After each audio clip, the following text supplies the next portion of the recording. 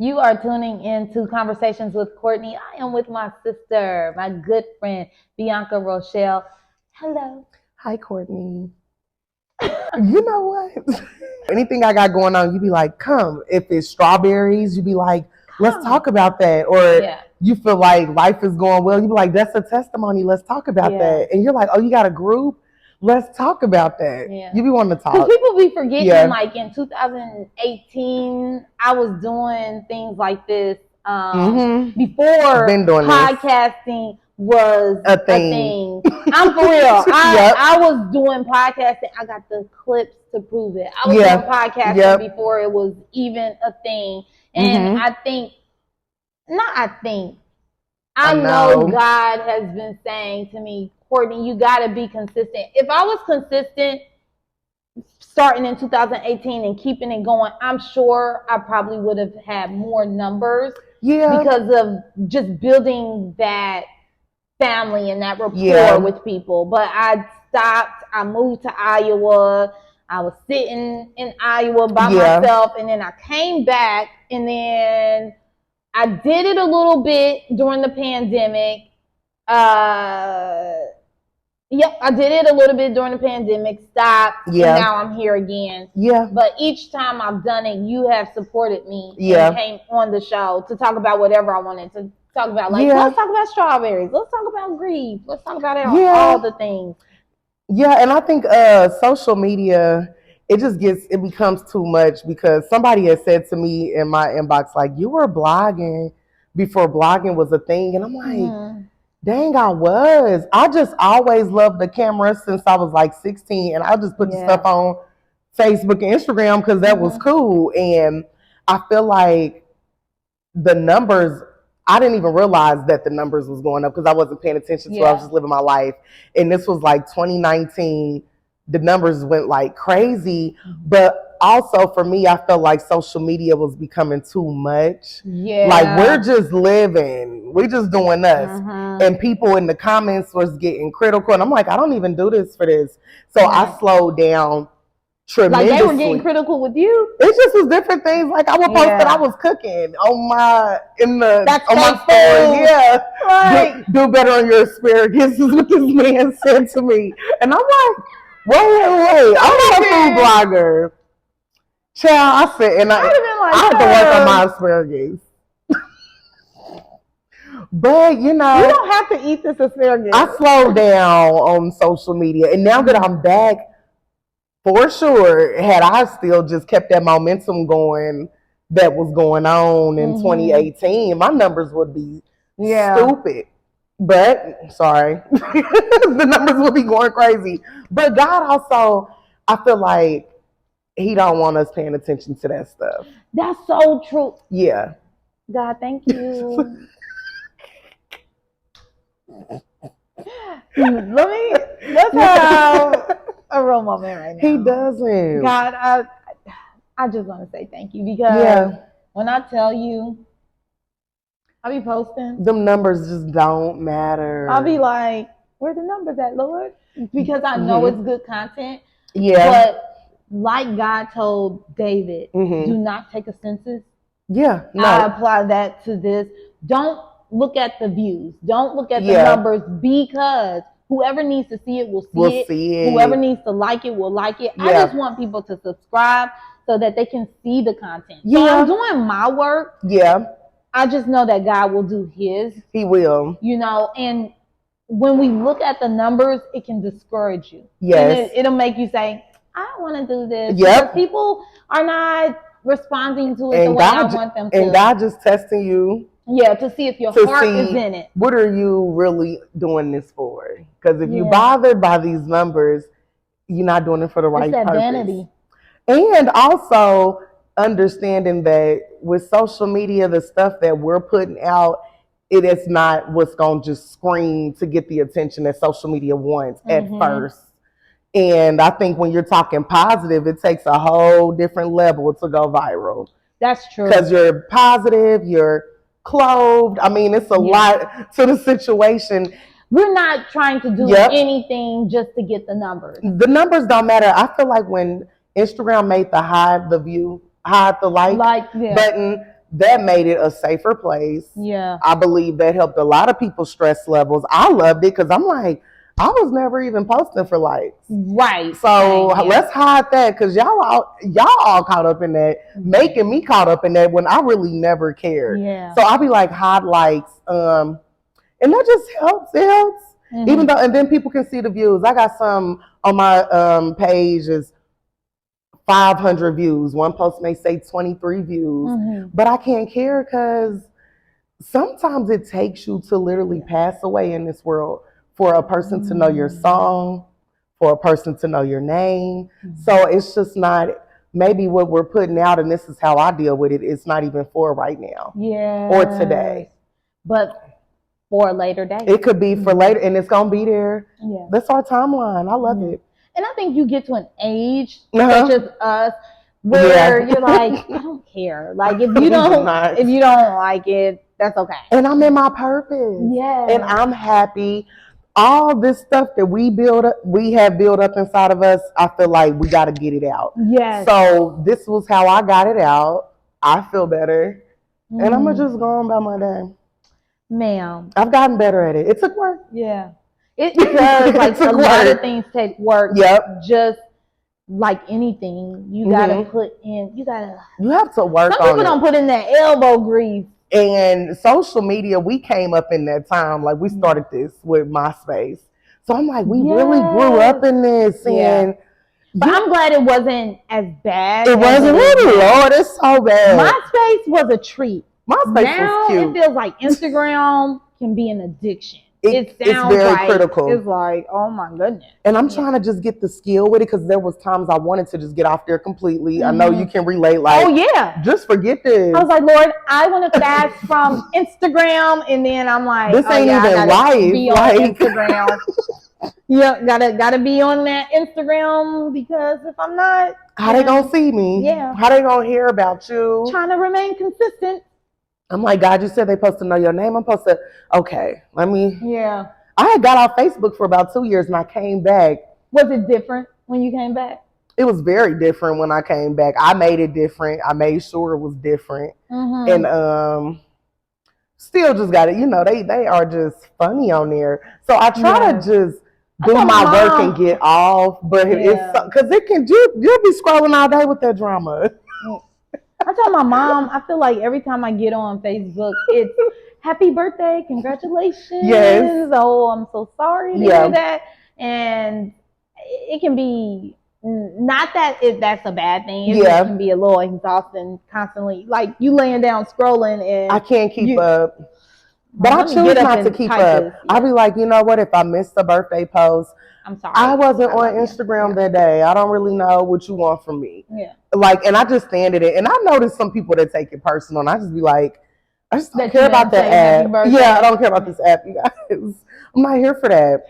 If you know me in real life, then that's all that matters. And when you get quiet on there, it's just, yes, it's a family on there. But then when you get off there, see who has your number, see who's texting you, see who cares, see who's checking for you. And I just feel like when I came back into it, I was able to deal with it better. Yeah. It took prayer. It took a lot of prayer, a lot of guidance from God, because I really was like, I don't care about this. Yeah. And I'm glad I'm back and I'm on there. I'm glad. I love the content that you put out. It's inspirational. Yeah. You know, I think we go through things for a greater purpose. Yep. Right? Yep. What do you think? Oh, definitely a greater purpose. It was also when I took a step back, it was me taking accountability, looking at things that didn't align with who I really am or who God wants me to be. So it took a lot of laying me down, not being so influenced by the world, because it's easy to do sitting on there.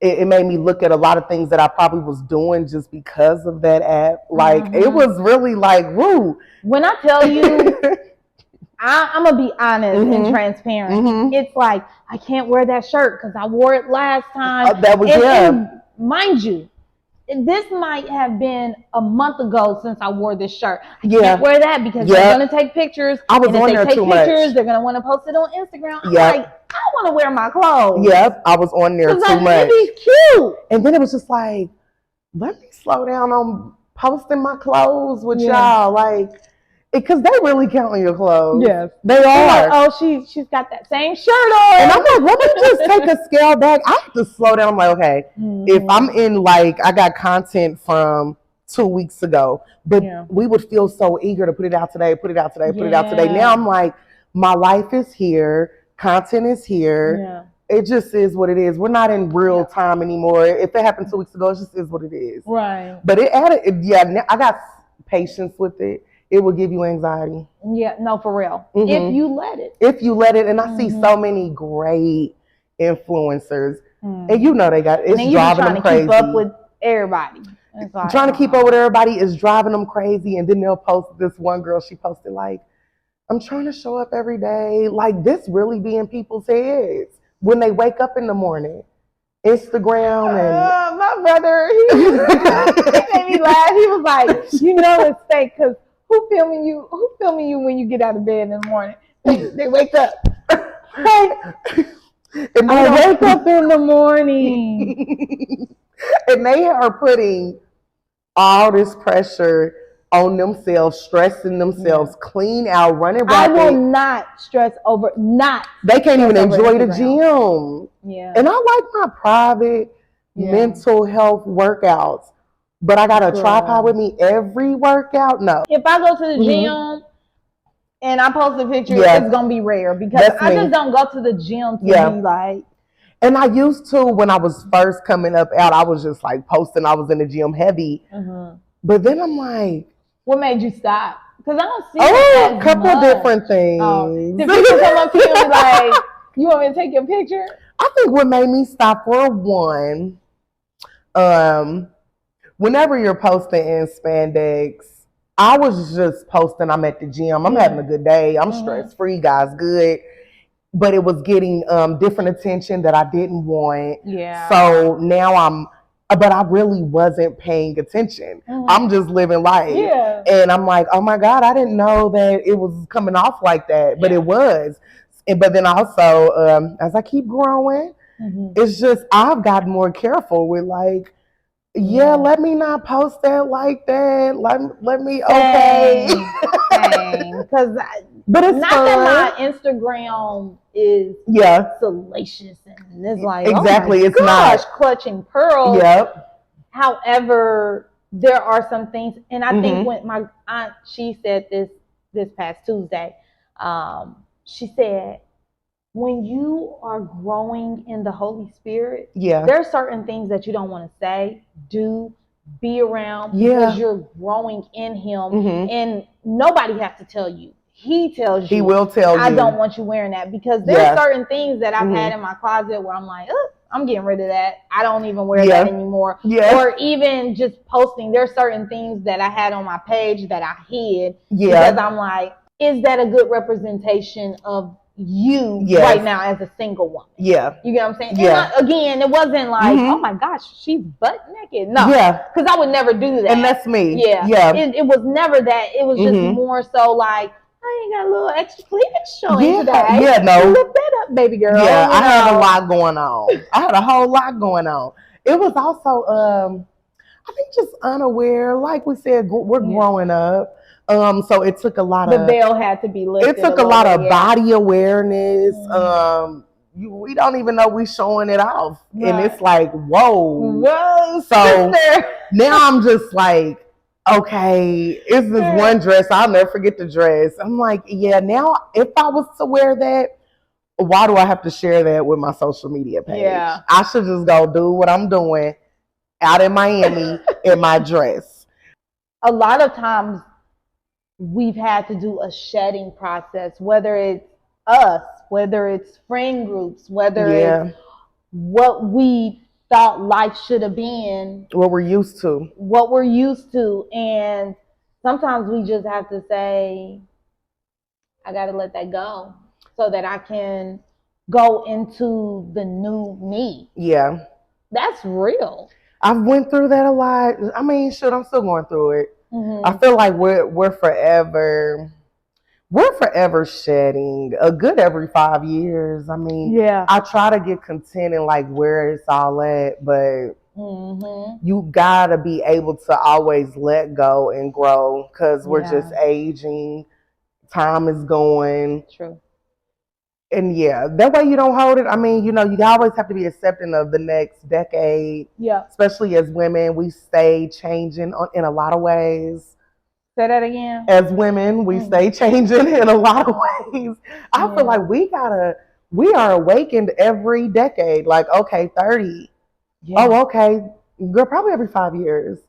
For real. 30, 35, 40. Like, it all comes with something. So I try to like take every 5 years for like what it is. Yeah. Like, okay. And you gotta let go. Season. You gotta let go because the more you accept, the better we'll be. I just want to be great through this whole life journey at every age. But it got a lot to do with letting go because what was right when I was 20 is not right today. What was right back like 3 years ago, I changed in like I can change in 60 days. And it just takes a lot of shedding and moving forward.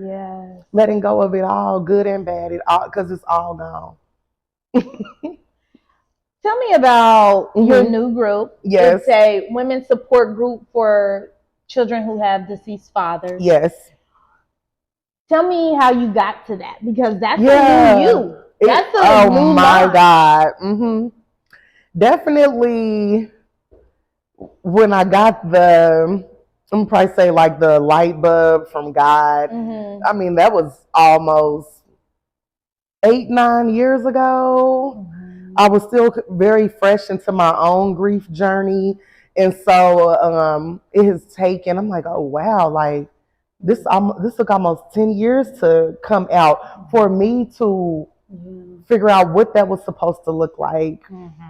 Who is that you're calling me to be? What is that? Like very, because your daughter's father has passed. He has passed away.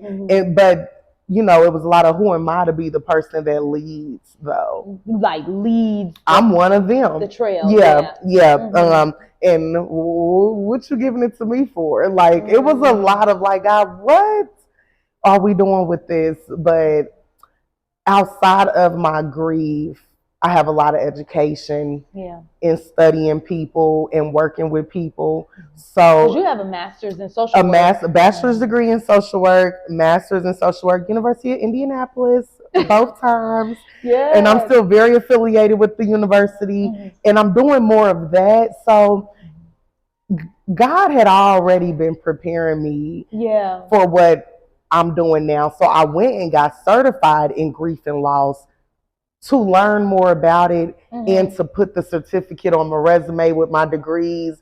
And then also I have a story and a testimony linked to it. But even without my own individual grief, I am still very equipped to lead this group. And that's the thing, when you have your own testimony, people can receive it better. They'll receive it even better. What can you tell someone about something they're going through that you've never experienced? Yeah. Also, I could just be like, okay, I'm here to help you guys with this. But I didn't really go through it. So I created a safe place simply for that subject, because we can go to all type of grief groups. I've been to them myself. But this is like a golden ticket, because for one, it's the group that nobody really wants to be a part of, but I love women. I can help all types of women, but I'm giving the ticket to these women. First, you're first in line. And it's not just coming to talk about, this situation. I mean, it's grief education, it's Bible class, it's women empowerment. And so I've gotten emails from women who that isn't their life, and I have to like email them back like, no, this is for this group. And these women are like, oh my God, I didn't read. I just jumped on it. And that's the empowering part that I want to give those mothers. Like, look, you're in the club. It ain't a bad club. Let's go. You all need support. Yes. Very empowering. very slay, like very classy, Yeah. very welcoming, and Mhm. overall professional. It's just a little bit of everything for women, and it's just that ain't all we in here talking about. Yeah. Yep. Yes. How has it been for you as one of those mothers to raise? How old is Ava? 11? She is 12? 12. 12? Yep. Yes. How has it been for you to raise your daughter Mhm. alone? It has not been easy, not at all. Being a single mother, because I've been raising her on my own since she was 1 year old. Nothing about that is easy. Financially, it's not easy. Emotionally, it's not easy, and to deal with the grief while being a single woman, while being a single mother. I mean, because then I'm a mother. Okay, then I'm a woman, and then I still got to go to work and be the social worker. And we got this grief. And hey, my life was no different than any other. I don't think no woman's plan is to be a single mom. Of course not. That's not even God's plan, It's not his plan. Yeah. So when we're out here and we're raising children on our own, and that goes for a lot of mothers, that was just not the plan. It's not God's plan. And I know that it does come with a lot of struggles, a lot of, it just has its cons. It definitely does, and its negative side. And that's why, okay, I don't want to be a statistic, because they already counting you out when you got this type of stuff going on. Like, especially with my story in particular, it's having a child out of wedlock. Okay, then he's deceased. I mean, it was just black sheep, black sheep, black sheep. So I grew a lot, I've grown a lot through this situation, just with God and with the grief and with the story and with everything. A lot of accountability and just growth with God on a whole lot of levels through the situation to deal with it. Because, like I said, that black sheet, it's like if the world will throw it on you, but then you'll throw it on yourself as well. And to be able to stand up in the midst of what the world says is success and is okay and acceptable, to stand up and know, like, no, God loves me. Yeah. He shines his light on me. And all things come together for the good of those everything who love God comes together, and are called according to his purposes. And he doesn't let you go. People in the world, they will let you go, but God never lets you go. So I am definitely a testimony of second chances, third chances. I was talking to a girl this week who I'm going to reference your group to her, because she lost her child's father and fiance 2 years ago, and she said, we are all God's children, and we don't belong to each other. We belong to him. We just steward each other. And I said, wow, like, you really have taken that well. But that's not everybody's reality and viewing the situation. That's good. She is that was a good mindset for when you're dealing with grief. Yeah. For sure. When you understand that piece, if I already was loving hard, I started loving even harder, because I saw, like, firsthand, like, oh my God, time is not on our side, and we shouldn't take stuff for granted. So it made me love the people that were near me even more. But everybody don't have that same realization that you have. So, I like how she looks at it. Like, I know, like, this time is short. And it's just a part of life. Like, it's real. Life is magical. So when you're able to see it in that aspect that she's looking at it, she got a good perspective, because that's how we heal. And their spirits are still here. Like, they really ain't went nowhere. If anything, I feel like we have them more because we have their spirit. And when you're here in the flesh, you can only be at one place at one time. I feel like his spirit is able to be with me, his family, his children. I mean, the spirit is here and it's available. When people pass on, the spirit is available if you are open to receiving it, because I wasn't always there. Mm-hmm. It's a healing process. Yeah. Yep. How has Ava dealt with that? Since she was so young, a lot of her emotional processing goes off of how I process. Gotcha. Okay. A lot of my healthy grieving gives my child room and space to not have to be so down and sad about things, but more so ask questions and process.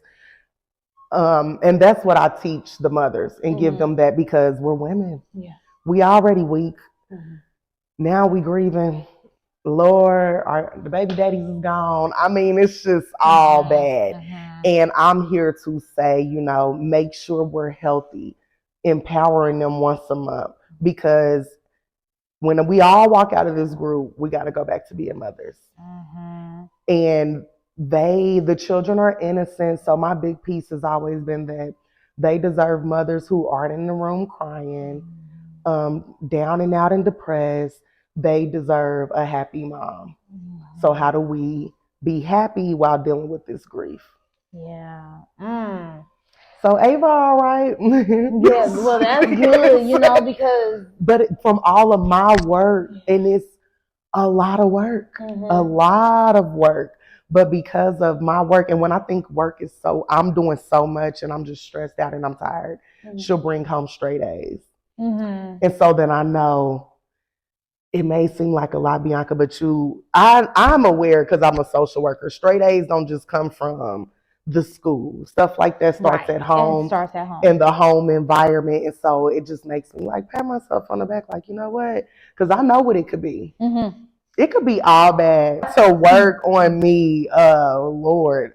And even still, I got to do so much work. I used to ask God, why so much work? I got to go to the gym. I got to read the Bible. I got to pray. I got to go breathe a couple times throughout the day. I got to make sure I'm getting rest. I have to balance out my energies. I can't be in all these other interactions I used to be in, because I have to preserve my energy, and people take energy. I mean, I got to do so much more than what I felt the next person had to do to have a happy life. But I love my tools. I love my tools. Yeah. Yes, and I wanted to say this to piggyback off of you. I believe that we all feed off of each other's energy. And I remember when my grandmother passed, my mom handled it so well. And when I say so well, of course I saw her emotional. Yeah. But the words she gave to me in the midst of losing her own mother was, it's okay. She's always here with us, and she's with the Lord. Yeah. And that just gave me empowerment to not be sad, because I was really, really, really close with my grandma. Yeah. You got the grandkid that's always with the grandma. Yeah. So you weren't understanding grandma gone.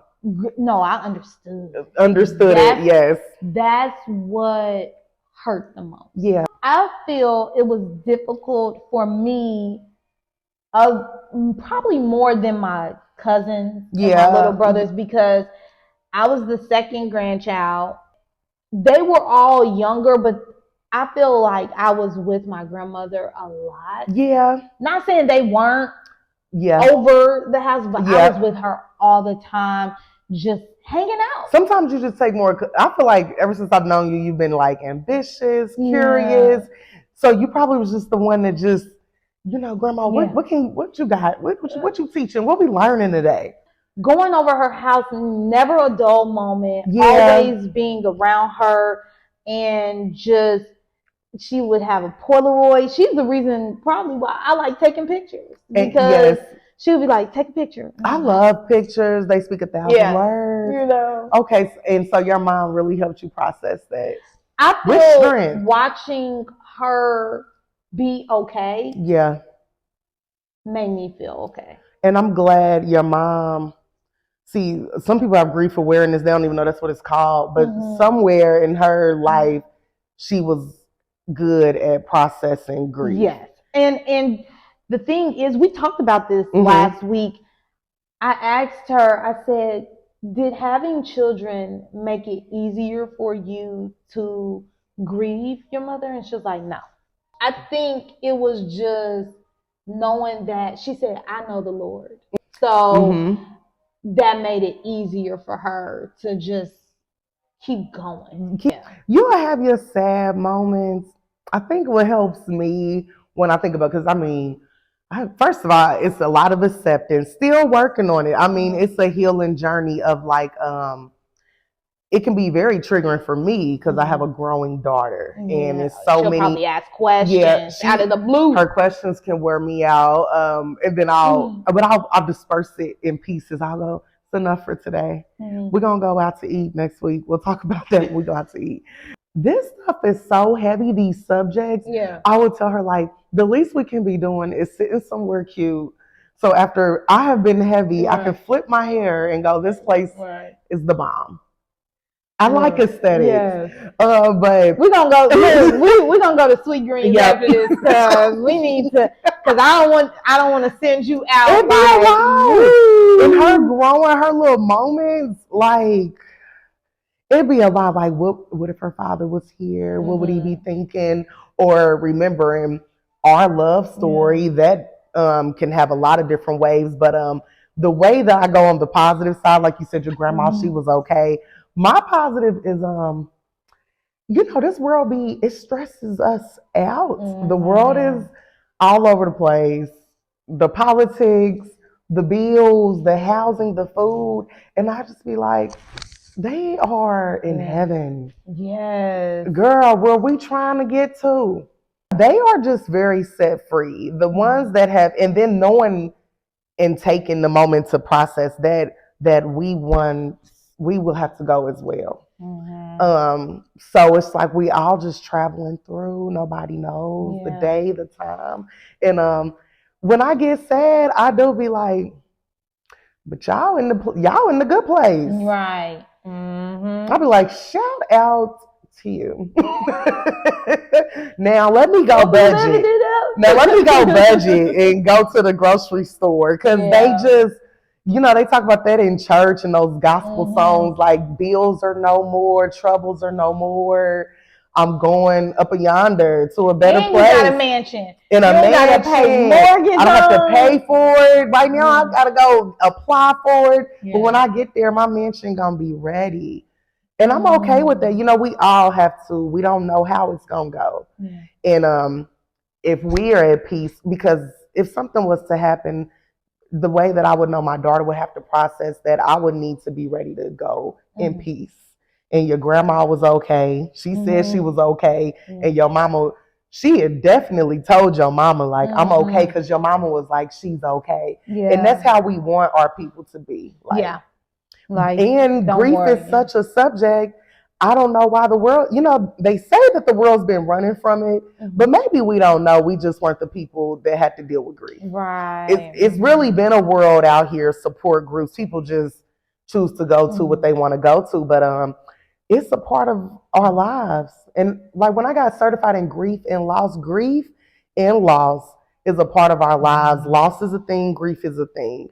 We all need grief education because we have to deal with it. Yeah, and grief can be in many forms. So it doesn't have to be just a physical death of someone. It can be, the change of you, job loss, house loss, car loss, relationship loss, anything could bring you to your knees and grieve. Tragedy, And you got to be aware of that. The more aware you are, the healthier, better or prepared you can be to deal with it, because you got to deal with it. Right. Whether you're dealing with it right or wrong, you got to deal with it. That part, girl.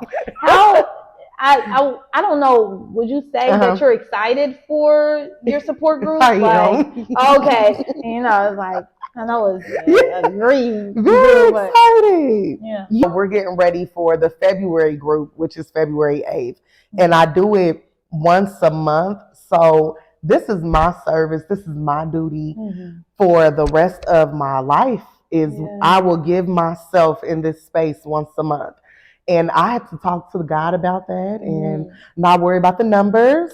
Don't worry about the numbers because it's not about them. It's not about it. Yep.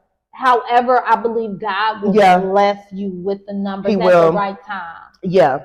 And I said, you know what? If I got one person that shows up that month, that was for that person. Yeah. And one of my great partners and mentors, because she does the same line of work where you have those little number moments, she said, and if nobody shows up that month, because I'm booking the room anyways, I'm going to be there. Okay. She said, that's a 2-hour room, nice room. She said, work on content. She said, you take yours. She said, because maybe that's your day for just you. So it just really took away like this is my duty. And God is I'm so excited because I know the relationship I have with God and he is so pleased. And I've opened up a space for not only a group as I grow, a place for interns, as I partner with the University of Indianapolis, open up something for interns to study this stuff, and a place for these women. And it's just something, it's a safe place that'll be here when I'm gone. Everybody needs a safe place. I focus on the when I'm gone. I am so proud of you. Thank you. Because you are doing the thing. Honestly, you could have sat with your grief and just said, you know what, it happened and that's it. But you decided to turn that into a purpose and share your testimony. And I'm very, very, very proud of you. Yeah. And I'm rooting for you. Thank you. I'm so happy. Thank you. That you're on the other side. And I know that it'll never be the same as what you've known before. But I know that you are so much lighter and brighter. And these women are going to be positively impacted from joining this group, but also blessed by your presence and what you can offer them. So I'm very proud of you. Thank you. I'm glad you can see the other side because it's a journey. But a lot of people are like, no, we see a shift, which is a shift I've just been praying for. And my advice to anybody, I find more strength and peace in going in the direction of my grief than running from it. Yeah. So the more I walk into it, the more I heal, the more I'm enlightened. I'm still learning. We're learning together. I like meeting with other women. I mean, it's very socially, it's a nice connection. We can empower one another. So just always go into the direction of what's bothering you. See why it's bothering you. Sometimes you got to welcome things to the table. Say, God, what is this and what do you want me to do with it? Yeah. What is this here to teach me? What am I supposed to do with it? Because we get all this stuff. What am I supposed to do with it? And you have to pray and really focus on that and talk to him about that. I love that. I love you. I love you. You know what? We're about to go to Sweet Greens or something. Okay. So we don't have to end on like a sour note. Not that it's light, but that can be heavy and it can be like triggering, like, oh. Life fighters. Life is a fight and we're winning. Yeah. Thanks for watching Conversations with Courtney. If you have not subscribed to my channel yet, please do so. And if you are a subscriber, thank you so much for your love and your support. Please like, comment, and share. Share not only because you've enjoyed this conversation, but you believe someone else can tap into the resources, the healing, and also gain some hope. These are some great stories, and I look forward to presenting more stories and having more conversations. So please join the discussion.